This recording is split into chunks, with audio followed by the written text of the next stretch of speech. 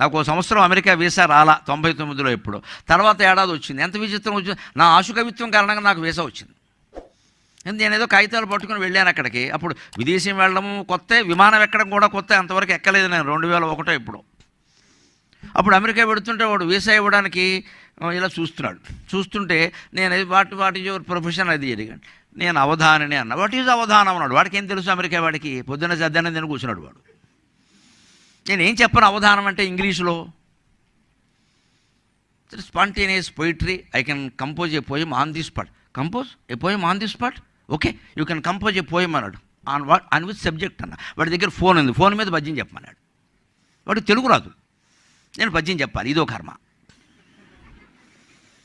కానీ వాడు అన్నాడు మా కర్తవ్యం మనం చేసేద్దాం. అందుకని నేను నా ప్రయత్నం వాడు చెప్పమనగానే వాడికి అర్థమవుతుందా కాదా నాకు అనవసరం. పద్యం ధాటిగా చెప్పేస్తే అర్థం కాకపోవడం కూడా ఒకందుకు మంచిది, ఏదో గొప్పదనుకుంటాడు.